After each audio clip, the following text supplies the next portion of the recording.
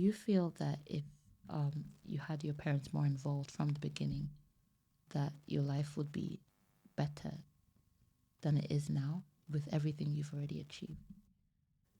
I think I wouldn't have, I wouldn't be where I am right now because I'll feel like I have them and I'll depend on them. And I would, I would have probably done what they want me to do as parents. And that's what I find like most parents guide you, they give, they, they have certain things they want you to achieve. So I'll probably do what they want rather than what I want. I'm not sure. Hello and welcome to another episode of the 91 podcast. On today's episode, we have a woman who's doing extraordinary things in the East African community here in London.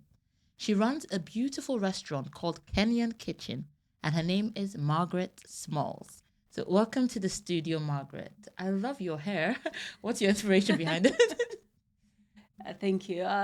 So I thought, like, it's summertime. I usually have try out different colors, and blonde is usually my color. So if the sun is not going to come out in the sun in summer, You're going to so bring the I'm sun going to for bring the us. sun. I'm going to force it. It has to come out. So yeah, I like to have like bright Bright colors. color Oh in the wow, summer. it's lovely. Thank So you. you always have your hair short? Because I only recently cut mine because Is it? I couldn't continue with trying to keep up with two kids and Yeah. then trying to keep my hair like looking nice all the time. Yeah. So I was like, let me just chop everything off, make it It's the easy. easiest thing, honestly. So with my hair, actually, there's a bit of a story to it. When I cut my hair, it was more for my grandma. Oh, But so my grandma passed away in 2017, oh, and she's one person that I would say, has shaped my life to the person I am. And when she passed away, I found it difficult to find myself. mm, Um, like I felt like she's all I had in, growing up and everything. So a part of me went with her, and just she's also the one who got me to grow my hair as a kid. So I thought it would be a nice thing to, do it for her. And also, um, when I moved here, I struggled fitting in, with the hair, the system, making friends, everything was different. why? And What happened? so was, when I was born, I didn't know my dad or my mom, and I was brought up by my grandmas actually. Oh, Um, so my mom's mom is the one who brought me up until a certain age, and then I moved to my dad's side of the family when I came to find out about my dad. I moved to live with my great grandmother, the one I will get to talk about, and eventually I came to find out about my dad. He was living here, um, and he obviously did all he could to get me to move here and live with him. So after, do you want me to tell you everything? no, if you're No. comfortable with it, why not? If you're not, Yeah. So just just a little bit about me anyway. So my parents had me when they were in school. My mom was 16, my dad was 17. And when my mom had got pregnant, she didn't tell my dad, or rather she did, but through different, like back home African yeah. families, you can't really, you know, I don't know how to, No, I completely yeah, understand. It's everywhere, and yeah. So she told the parents, and she obviously couldn't get rid of the pregnancy, so she kept it, and she had me, left me with her mom, and I went back to school. So growing up, I just knew my grandma, her mom, as my mom, and for years they tried to uh, no, like keep me away from my mom. so you didn't know who she was? I didn't know who she was. Um, and I mean, there were my aunties gave me a reason to believe that they were not my siblings. So that's when I realized there was something missing. Like, how come, um, like I can't relate to them like that. And there's so many things as a child. And eventually, when I came to find out that my mom was my grandmother wasn't my mom, and How old were you when you found out? I think I was about 6 years old. And how did that? What kind of thoughts went through your head when? So I think because everything that was going on within the environment just showed that I didn't belong. But my grandma loved me so much, and I think at the time I could care less what they thought of me, like the fact that I had her, and she, she'd always try and do everything to make sure that I'm okay, I'm comfortable. I was like her favorite child. And I think that's what my aunties didn't like as well. So when I sort of came to learn about my mom was through actually quite sad situations. So my mom's auntie had passed away, and because she was living in a different city, they knew that she was going to come to the funeral, so they took me to her grandma's house. So I didn't have to see her or meet her. I'm a curious child. I was a curious child, and I just didn't understand why everyone else was going to be at the funeral, and I was being, Except you. Yeah. So when my great grandma was, the villages back home are like not far from each other. It's like walking distance. So I followed my great grandma when she was going to the funeral. I followed her, and then when she arrived, I also arrived, and they couldn't take me back. So I noticed like whispers happening, going on, and that's when I came to find out my mom was there. But also she was a twin, so there were two people. Wow, I was that's looking even at, more. and I was like, that's more complicated. Yeah. So that's how I met my mom for the first time. You met your mom for the first time at a funeral. At a funeral, yeah. Wow. Yeah. That's and then all through that I still haven't. I don't know about my dad, but anyway. So again, as I said, villages are small, and most people know each other. It's just different clans. So my dad's side of the family, I think they knew about me. They knew I existed. So some of the people that came to the funeral noticed that I looked like my dad. Yeah. So they came to my grandma and said, this child needs to go to the dad's side of the family. Like she belongs to the dad. And a couple of years later, they came back again, and I remember my grandma just telling me, pack your stuff. I was like, what do you mean pack your stuff? Like, where am I going? And I packed my stuff. We walked all the way to my dad's house, like my dad's family. And I was left over there. My grandma my mom's mom, and left me with my my dad's side of the family, but not my grandma, because my grandma wasn't there. So it was my great grandma. Wow. So she left me with her. And when obviously I was, as a kid, you wondering why you've been abandoned, like they don't love you, whatever. It's confusing. Yeah. And I stayed with my dad's step grandma for a while until my great grandma came from the city. She was in the hospital. So when she came again, the thought of like explaining who I am, because I'm a stranger. I don't know this woman. I don't know what she's going to say, if she's going to accept me. But to my surprise, she was like, I know about you. I was expecting you. But also she loved my dad so much. So it was like, her life has just evolved, and she's happy to have a granddaughter. Like she was my dad's grandma. So yeah. Wow. And that's when like my life, I would say, it sort of began. But even when I was, like my sort of my passion in the industry, like even as a child, like when I was at my mom's side of the family, I used to spend most of my time with my grandma. Whenever she was in the kitchen, I would sit there with her and just like, I loved everything about the kitchen, and I always wanted to be close to her, learning from her, and that didn't stop even when moved to my dad's family. So that's how she inspired you to. Yeah, so most of my interest, most of my cooking has evolved through my grandparents. So my kitchen experience is through their hands. When my dad found out about me, I was taken to boarding school.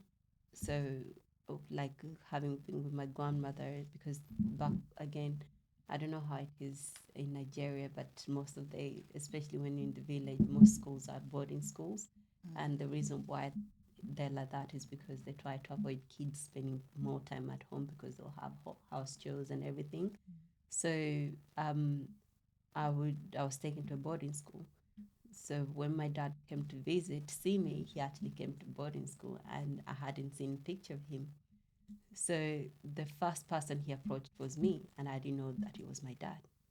So my name was different. So the name he had was different from what the name I had at the time. And he came around, he's like, I would like to talk to XYZ or whatever. I was like, okay, let me just go and ask the matron and see if they can call. It was break time. They can call the person You you're didn't looking for. even know it was your dad. No. And then I came back and I said, sorry, I couldn't find the person you're looking for. So I go back to class, and my teacher comes around and is like, Margaret Small, your dad's outside. And I was like, no, my dad lives in the UK. Like, he's not here. And it's like, no, your dad's outside. So I go outside and I'm thinking, you're the same person I just talked to. Like, how can you be my dad? But then after that, like, I was like, this is my dad. I get to meet my dad. And yeah, like from then on, he basically did everything he could to get me to come and live here with him. And that's one thing I can say, like, I'm really, really grateful for, because he changed my life in so many ways. Did you feel like meeting your mom, meeting your dad, like closed up something you were missing? It did, and yeah, I would say it did. But again, as a child, you just want to have mom, dad together and have like a united family. But we can't have it all together. We can't all have it all at once. So I was just grateful to have come to know them, and to have them in my life. But sadly, my mom passed away anyway. Yeah. So yeah, and then I moved here in 2000. I moved to the UK in 2006. Even after all of that, like my dad managed to get the documents to get me to live with him, and that's when I had a total culture shock. So school, language, food, everything was just different, because the life I had growing up was, I mean, in between all of that, I would go and live in Nairobi, in the city, but all I knew was my life back home in the village. So we didn't used to speak English. Like in the village, nobody spoke English. Wow. So when I moved here, I couldn't speak English at all. So what did you do? How did that feel like? I used to be very shy, and I never wanted to be. I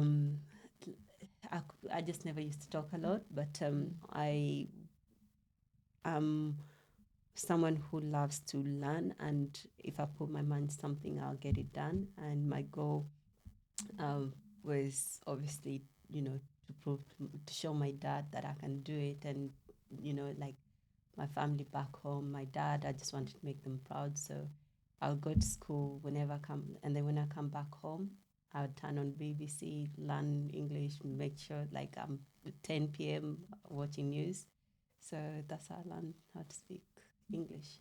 Wow. Yeah, and I'm quite competitive as well. So I wanted to be ahead of the education system. So it just used to be me, the books, like wake up, school, home, library. That was my life. Wow, like just hearing your story, like everything you Yeah. Everything you've gone through, it's a lot.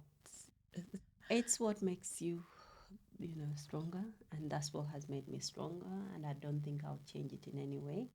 So, I think having a purpose is what shapes you.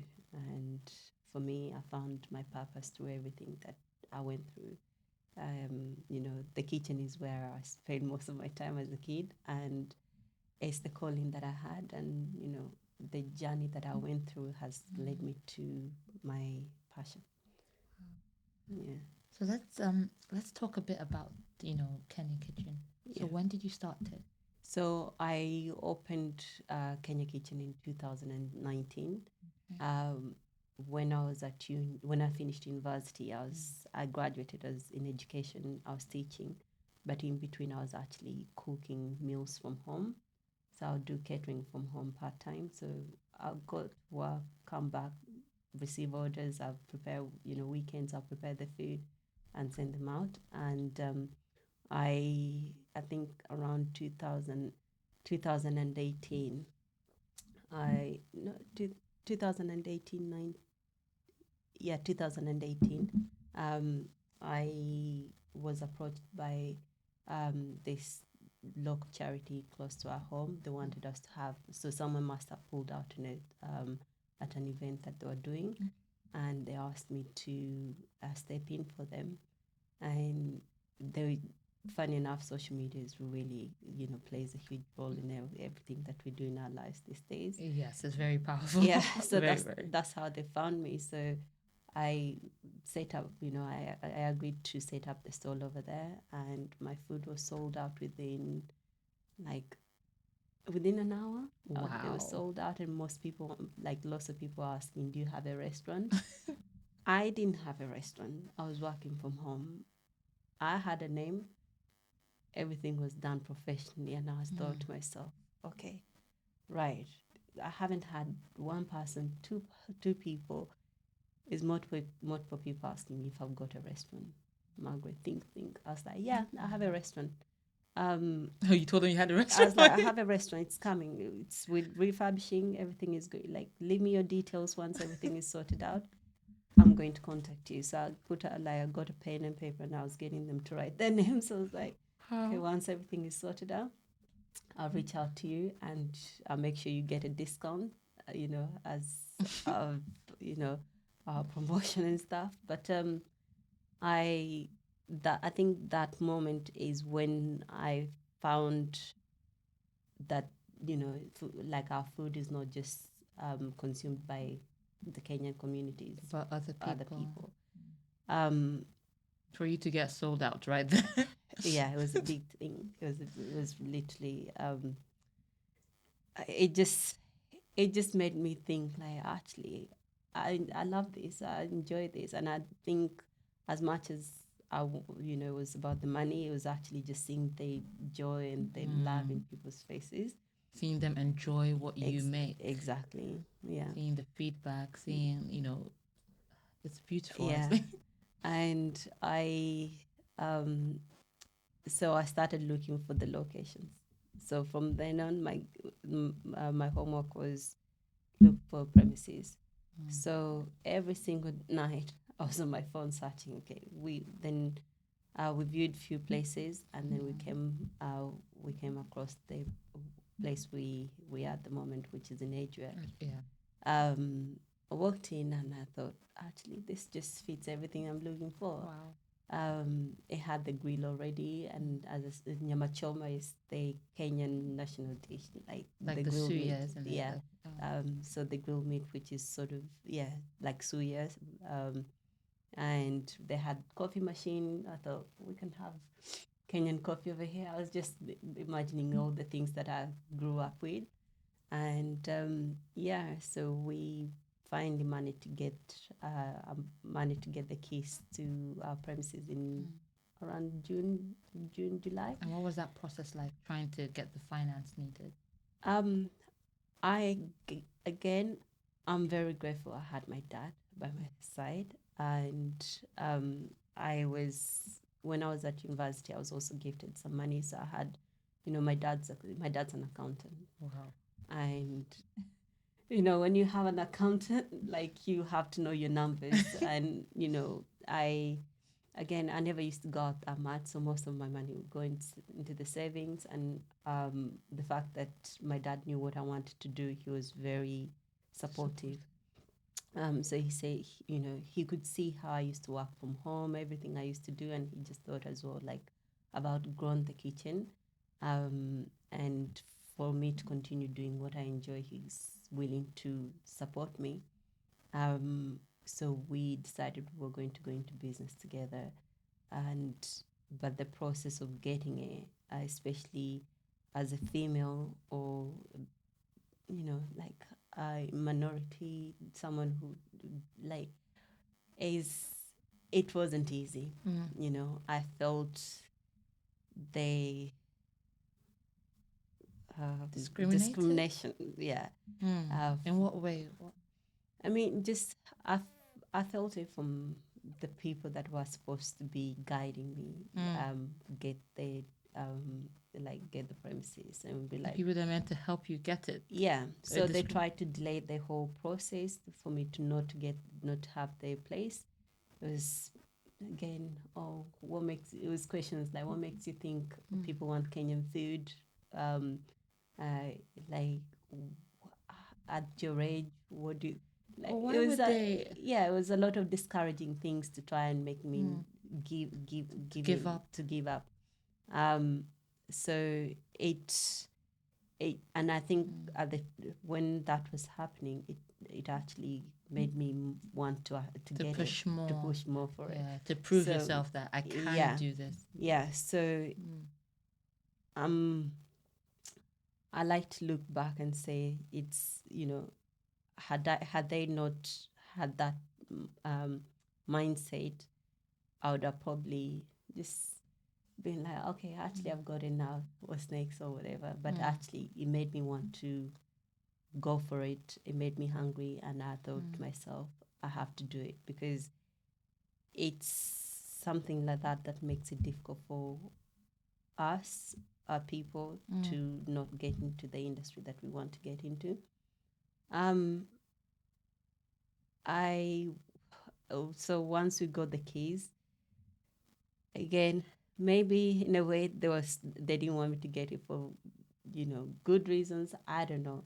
But there's certain things that they could have, the research and all of that, which maybe they found out but they didn't tell me. So when we came to learn of the place, it had so many things that went wrong.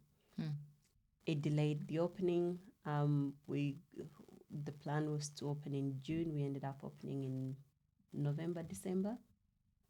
5 months later. 5 months later, because we had to do up the whole wiring. Everything had, like, the previous owner hadn't paid the the bills. So we had there was so much that was going on, and I felt like when you have a solicitor, when you have a lawyer, they're supposed to guide you. They're supposed to help you, show you that these problems exist. Yeah. So for them, it was more like, oh, you're a black person.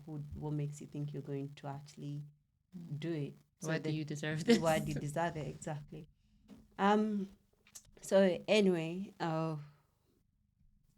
we did everything we could to bring the place to speed and make sure it's in good, it meets the operating standards. And we opened in November 2019, exciting times. Was that during COVID? We get into that.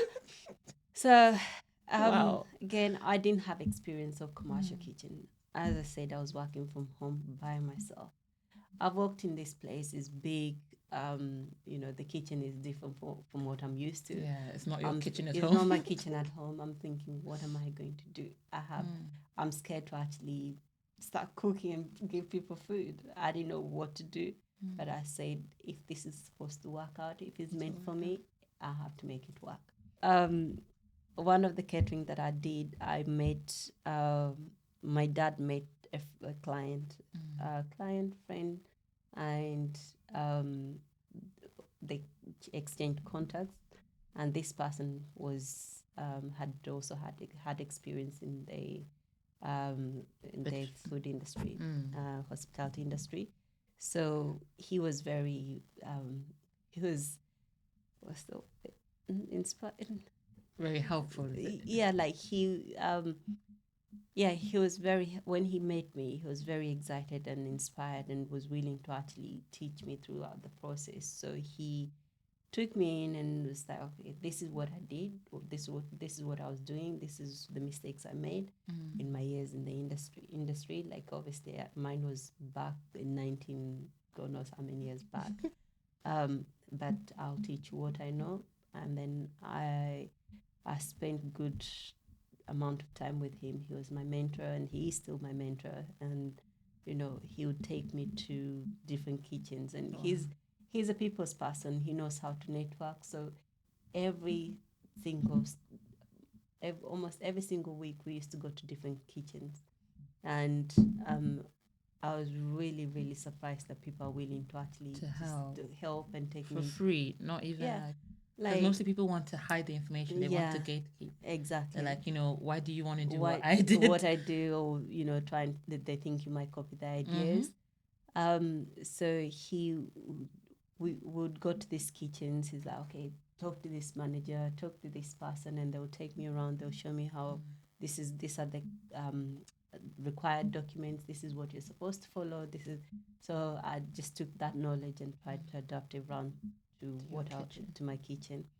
And he also introduced me to the person who helped us, set up the restaurant. Like he he was his tenant, and this gentleman really played a huge role in the beginning and the setup of our of the Kenya kitchen.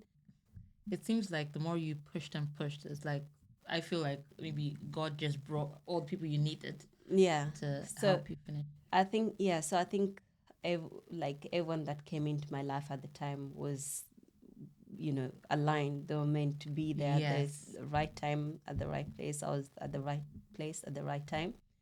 And so this guy came in. He helped with the setting up, the management aspect, the operations. So he played that role, and I was in the kitchen.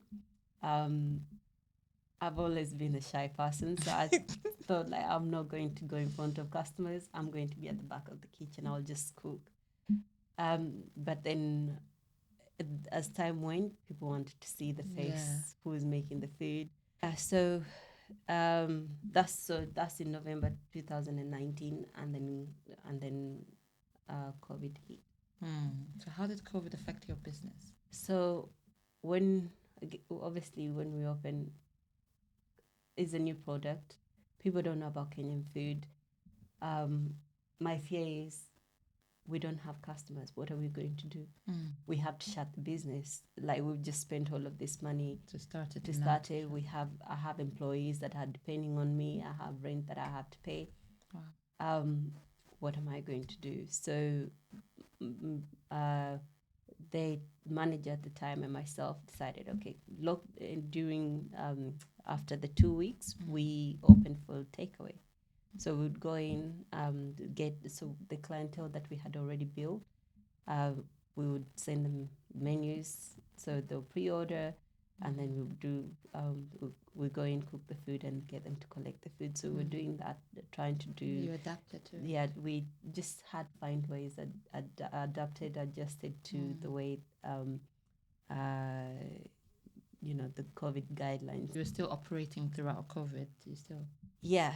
So, unfortunately, like that, we also had like in between with this manager, for example, like he lost family members as well. So I ended up running most of the place by myself, like during lockdown.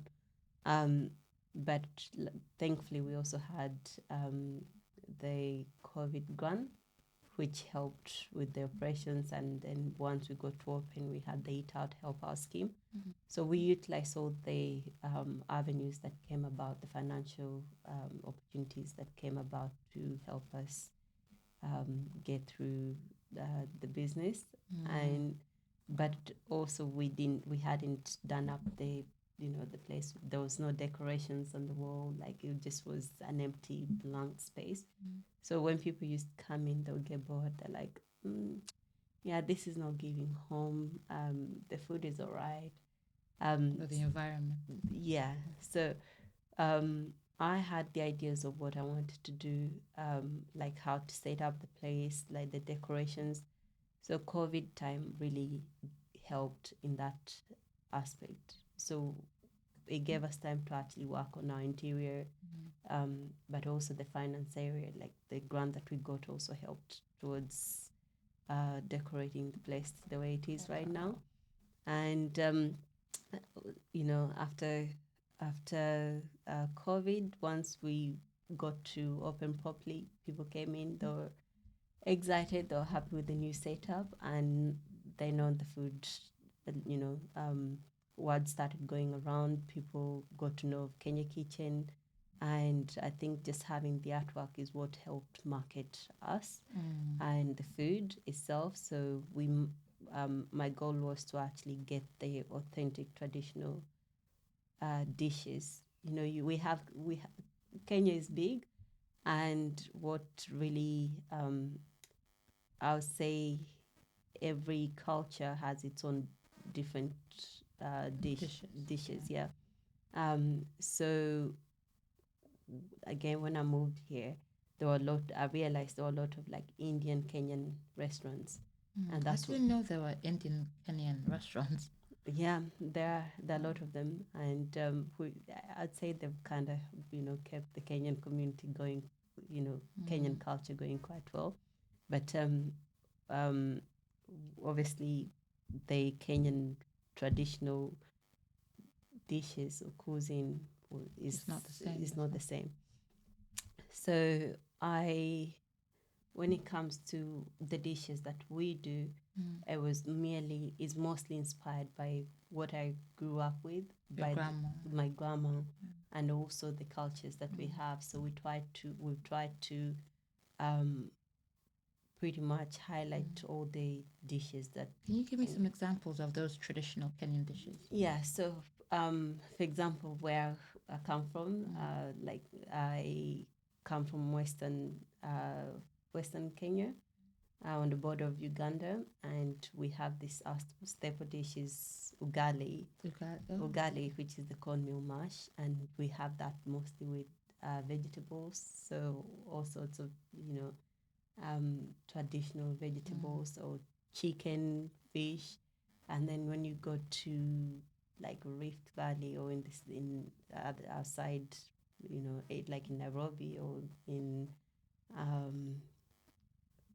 Kamba, or Kisumu. Kisumu is they're known for tilapia or githeri. So each city is known for different dishes. Yeah. But what we have done with our dishes is utilize the Western spices and the Indian spices. So you get, when you come in, you'll notice you have that like Indian feel or Asian fusion feel, and then you also have like recently we've been getting most of our clientele West African Nigerian customers. Yeah, and they're like, oh, we have mogo cassava, and the way we cook it is with we cook it two different ways. So you have the chips, and then you also have the one that is cooked in sauce. Chips. Yeah, and that's close to yam. Is similar to yam. So there's kind of like similarities. Yeah. You've really done a lot for yourself. And something that I find interesting, with your story and everything is that you've never, you've never thought, these things are happening to me, or because of these things, I can't do this, I can't do that. It seems like with everything you've gone through, you've just been pushing yourself to achieve what you want. Why? Why haven't you thought, I can't do this because of what's happened to me? See, I when I got to move here, I sort of realized I was given a second chance. or I was How? given a chance rather, and not many people have that have these opportunities. I could sit back and beat myself over it, and I don't know what's going to happen next, or I could pick myself up and. But at the same time, it's just having the support system. I've had my dad, I had my grandmother, and also just knowing that the life I have right now is better than the life I had makes me want to actually have more. And where I've come from to where I'm going is like, okay, I've been here. Do I want to go back here? But I'm here. It can only get better from there. So I'm mostly motivated by the things that I've gone through, knowing that I wouldn't want to go back to where I was, and I wouldn't want anyone to have, to go through the things I went through.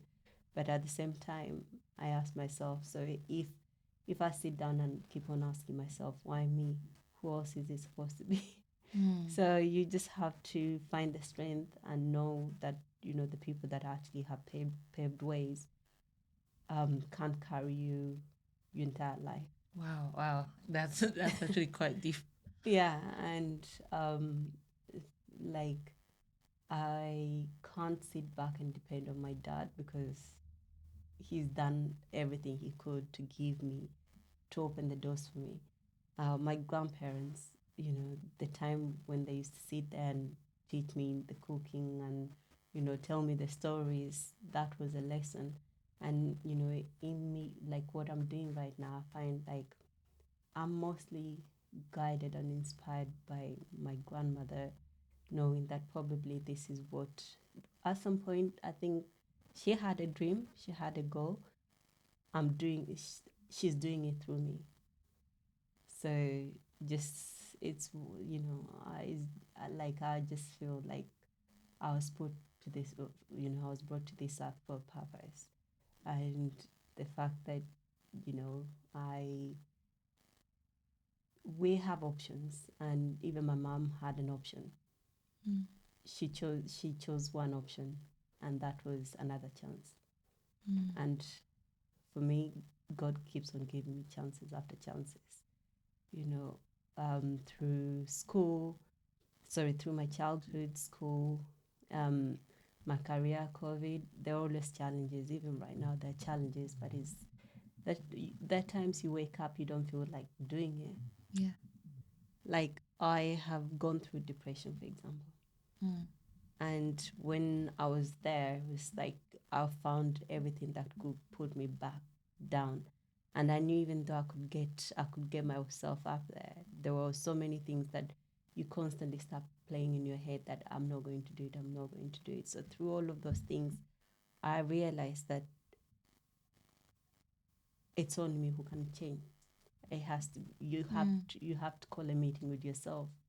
Nobody else, as much as you have everybody around you, it's only you who can make that change, who can make the dream and the life that you want. No one else can do it for you. They'll guide you, but you have to actually You have to do it yourself. do it yourself. And everything that I'm doing, I'm guided. I know I'm guided, but I have to ask myself, where do I really want to go? What's my purpose? What do I want to do? Do you feel that you are in your purpose now with everything you've achieved? I ask myself the same question all the time. I think I found my calling. I absolutely enjoy what I do, and I find that my purpose is sharing love through food. Wow. Every time I walk into the restaurant, I used to be in the kitchen most of the time. I went through from hiding, in the kitchen to actually now being able to face Then the forefront. the forefront. And, that's actually what pushes me gives me that hunger to keep on going. Kenya Kitchen brings so much joy to me, and I would like to actually say that that's my utmost purpose. Yeah.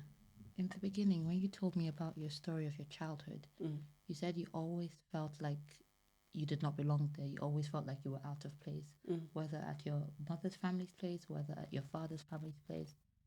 Is that a feeling you still feel now, or do you think that it's something you've overcome? I think I still feel like that sometimes. But also I think it's because I know when that time comes, I'll go by myself, but with nobody. But I just think that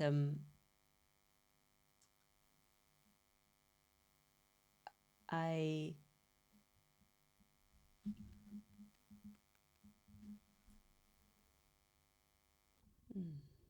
that's a very interesting question. To an extent, I feel like that. I do sometimes. And why? What?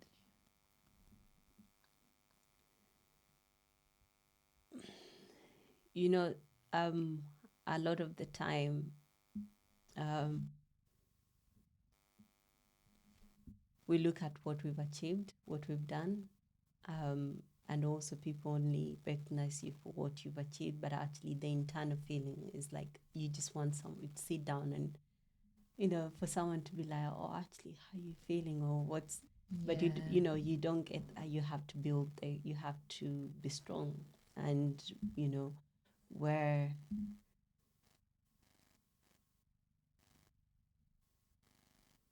you have responsibilities, you end up carrying other people's, I don't want to say burden, but you have more responsibilities than you actually.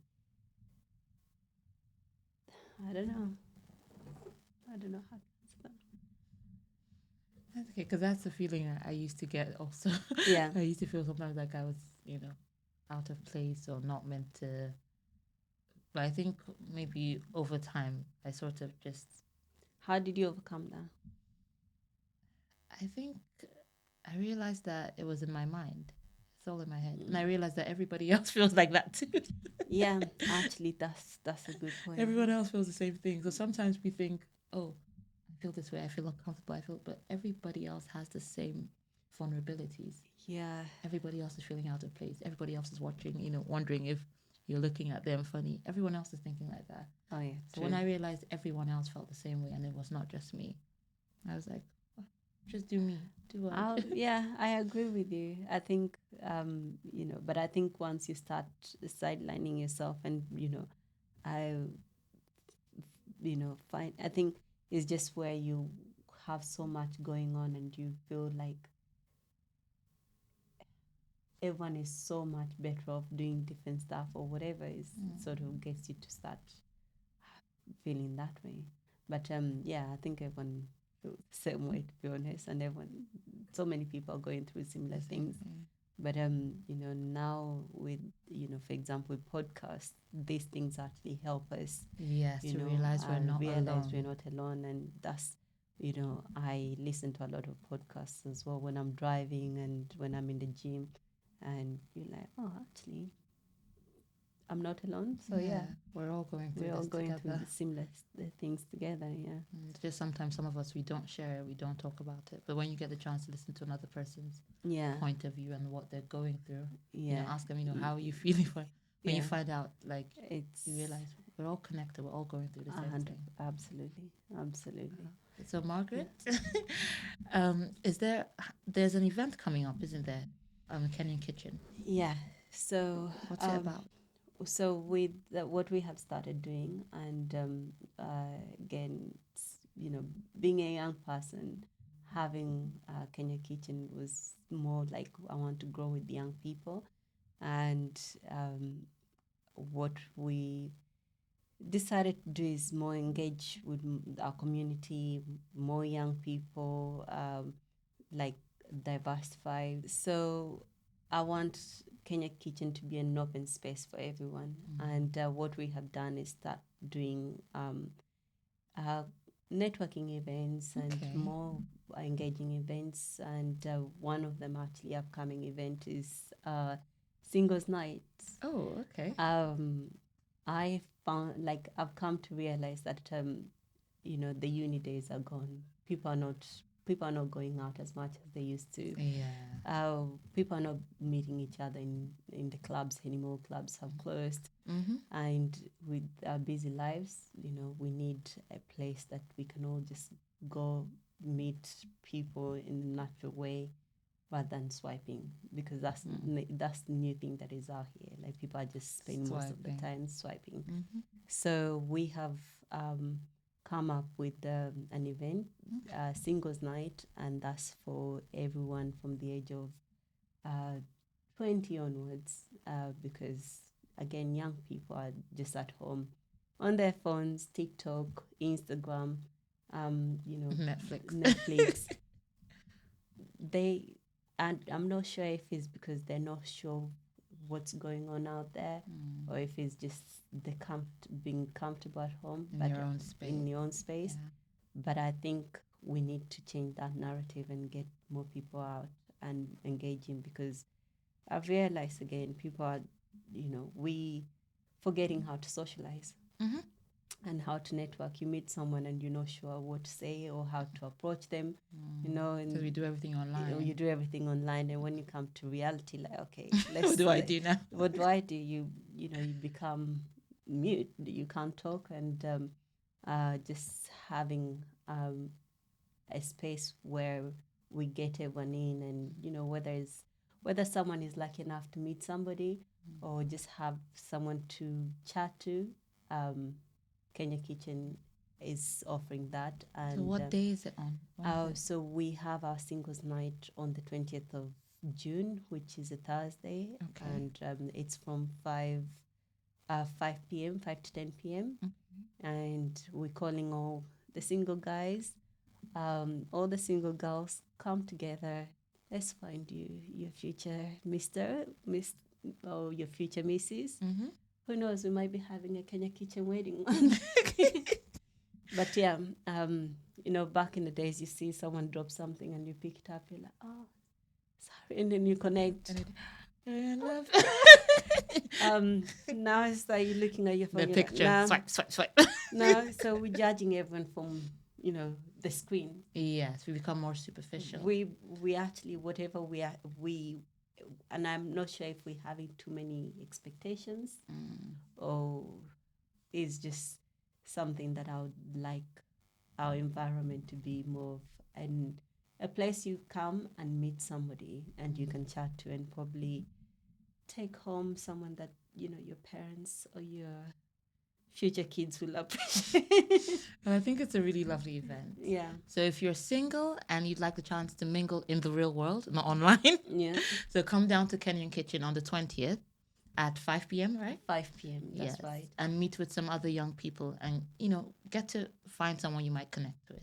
Like-minded people. And, also, again, even if you're not looking, if you don't meet your match, you might meet your next investor, your next employer, and your next employee. You meet a friend. And everyone at Kenya Kitchen is friendly. You come in and you're part of the family. Honestly, I like to go to places where I can just connect and feel like I'm not judged with the way I'm dressed. I'm not judged with the way I look. I walk in there, I'm welcome, the food is great, the ambience is great. But the most important thing is, like, everyone is willing to just have a chat and have a good time. So, and if you enjoy a drink, we have our happy hours. They're extended we usually do 5 to 8, but we're extending it till we close. So, that's nice. 2 for 1. Come on. So, Margaret, I've had an amazing time getting to know you today. Yeah. And at this part of the show, there's a little game we play. Oh, we have 3 numbers, 1, 2, and 3. And whatever number you pick, you have to do what it says. Oh, okay. So pick a number, 1, 2, or 3. I like 3. 3. Yeah. Okay. So tell us what your most cherished memory is. Oh, good one. I would say at the restaurant, or in general. In general, anywhere. Okay. So I'm going to take this to the restaurant actually. I'll say my most cherished memory at the restaurant was actually when we had the Kenyan spokesperson come to dine with us, and also now, which is just quite recent, is the ex vice president Oh wow, of Kenya. of Kenya. Wow. Yeah, he Came to your he restaurant. came to the restaurant, and then most places they will call to book in advance, and then you have Yeah, to. you need all the Yeah. protocol. Yeah, so I walk into the restaurant, and my team are like, guess who is here? I'm like, who? They're like, Raila is here. I'm like, yeah, jokes. You've got jokes. Very funny. Like, no, he's here. I'm like, eek. Okay. Well, let's do what we Wow. can, give him the best food we have at Kenya Kitchen. And yeah, he came with the senator of Nairobi, so he came with other MPs. So How did you feel? overwhelmed. I was it was an experience that actually I never thought that I would encounter, and it was amazing, to actually feel like someone has recognized what I'm doing. My country recognizes what I'm doing Yes. here, and just The to have country are proud of you. exactly. So I'll say like that's something that I'm very, Wow. that will forever stay with me no matter where I go. If it's today, later in years, it's incredible. So yeah, it was amazing. It is amazing. Yeah. It's completely amazing. Yeah. Wow, you've done so much, and like just from talking to you, I love that spirit you've had of pushing yourself. Like you said, no one else can, carry you. No one else can do it for you. You need to do it yourself. Yeah. And it's amazing. Thank you. And I just hope that anyone else who might be watching it out there might, feel some sort of way, is encouraged by that. Thank you. And is, inspired to keep pushing until they're able to achieve whatever dream that they might have. Thank you. Thank you so much for coming on the show today. Thank you so much for having me. It's been amazing being in the studio with you, and I hope you come and try out the food. Oh, I'd love to. Come to Kenya Kitchen. So check out Kenyan Kitchen. So you can check their information in the description below. You'll see the website, or you see it on the screen. You'll see their website, and you see all the information. And don't forget to come down to the event on the 20th. Yeah, come down to the event on the 20th at 135 Dean's Lane. That's in Edgware, and it's from 5 to 10 p.m. Sign up if you're single, even if you're not. But thank you so much. Oh, thank you so much. It's been great having you here today.